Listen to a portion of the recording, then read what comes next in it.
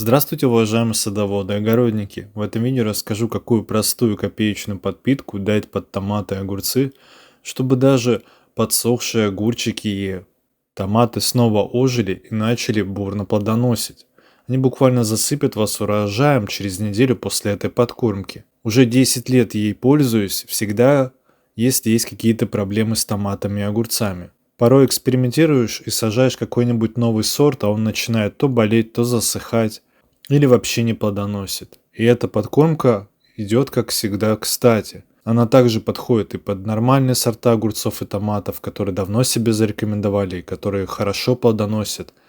И благодаря этой подкормке она увеличит любой сорт огурцов и томатов многократно его урожай. При этом эту подкормку можно вносить хоть раз в неделю. Она многократно будет увеличивать урожай и также сочетается с любыми другими подкормками и абсолютно не может ничем навредить. Эта подкормка хорошо себя зарекомендовала среди опытных дачников и огородников. Но, к сожалению, люди так устроены, что не все могут знать, поэтому сегодня делюсь с вами рецептом для тех, кто еще не знал про эту подкормку. Уверен, она вам очень понравится, и вы сами будете ее восхвалять и делиться с соседями по огороду. И для того, чтобы подкормить огурцы и томаты, берется ведро воды 10 литров, в него добавляется обычный луковый жмых вместе с шелухой от одной луковицы.